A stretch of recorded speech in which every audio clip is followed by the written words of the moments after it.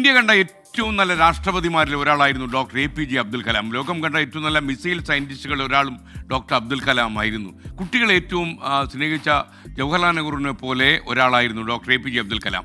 അതേ രാഷ്ട്രപതിയായിരിക്കുമ്പോൾ ഈ കുട്ടികളുമായിട്ട് സംസാരിക്കുന്നു, സംവദിക്കുന്നു ഒരു പതിവ് കാഴ്ചയായിരുന്നു. കുട്ടികളായിരുന്നു അദ്ദേഹത്തിൻ്റെ ഇഷ്ട സംഘം.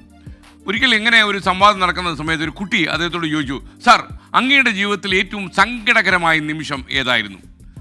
അബ്ദുൽ കലാം ഒന്ന് പുഞ്ചിരിച്ചു. ആ ചോദ്യം അദ്ദേഹത്തിന് സന്തോഷം നൽകിയെന്ന് വേണം കരുതാൻ. എന്ന് മാത്രം അദ്ദേഹം ഒരു നിമിഷം നിശബ്ദനായി, എന്തോ ആലോചിക്കുകയായിരുന്നു. പിന്നെ പതിഞ്ഞ സ്വരത്തിൽ അദ്ദേഹത്തിൻ്റെ സ്വതസിദ്ധമായ ശൈലിയിൽ പറയാൻ തുടങ്ങി, ഞാൻ DRDOയിൽ ജോലി ചെയ്യുന്ന സമയത്ത്, അതായത് DRDO നിങ്ങൾക്കറിയാമല്ലോ, ഡിഫൻസ് റിസർച്ച് ഓർഗനൈസേഷനാണ്. അവിടെ ജോലി ചെയ്യുന്ന സമയത്ത് ഞങ്ങളൊരു മിസൈൽ വികസിപ്പിക്കുന്നതിൽ വ്യാപൃതമായിരിക്കുകയായിരുന്നു. ഓരോ ദിവസവും മണിക്കൂറുകളോളം ഞങ്ങളുടെ ടീം അതിനുവേണ്ടി പടപാട് വിട്ടു കഷ്ടപ്പെടുകയാണ്, ജോലി ചെയ്യുകയാണ്. പക്ഷേ ആ വിക്ഷേപണം പരാജയപ്പെട്ടു.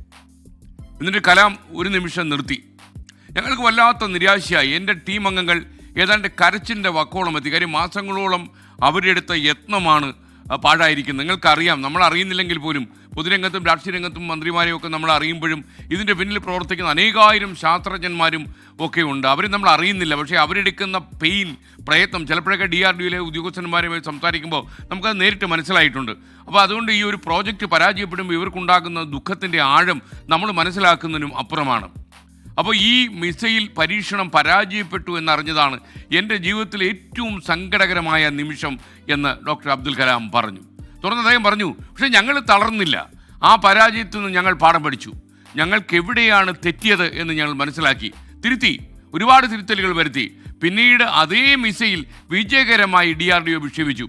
ആ വിജയം കൂടുതൽ മധുരമുള്ളതായി. അതുകൊണ്ട് തന്നെ പരാജയത്തിൽ നമ്മൾ ഒരുപാട് പഠിക്കും. നമുക്കറിയാമല്ലോ, ഒരു പരാജയത്തെ അതിജീവിച്ചാണ് ഈ DRDO ഏറ്റവും വലിയ ആ മിസൈൽ പരീക്ഷണത്തിൽ വിജയം നേടിയെടുത്തത് എന്നുകൂടി ഡോക്ടർ അബ്ദുൽ കലാം പറയുന്നു. ജീവിതത്തിൽ നമ്മെ ഒരുപാട് മാനസികമായി തളർത്തുന്ന പരാജയങ്ങളുണ്ടാകും, സങ്കടപ്പെട്ടു പോകുന്ന നിമിഷങ്ങളുണ്ടാകും. എന്നാൽ അവിടെ നമ്മൾ തളർന്നു പോയാൽ പിന്നെ മുന്നോട്ടുള്ള യാത്ര അവിടെ അവസാനിക്കും.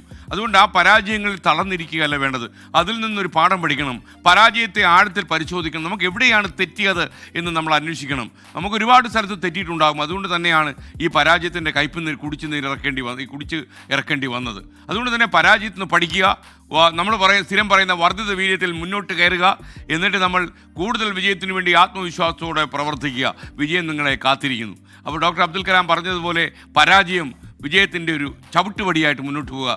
ഈ പ്രതിസന്ധി ഘട്ടങ്ങളിൽ, അതുപോലെ തന്നെ നമ്മൾ തകർന്നു പോകുന്ന നിമിഷങ്ങളിൽ നമ്മൾ കൂടുതൽ ആത്മവിശ്വാസത്തോടെ മുന്നോട്ട് പോകാൻ ശ്രമിക്കുക. വിജയം തീർച്ചയായിട്ടും നിങ്ങളെ കാത്തിരിക്കുന്നുണ്ടാകും.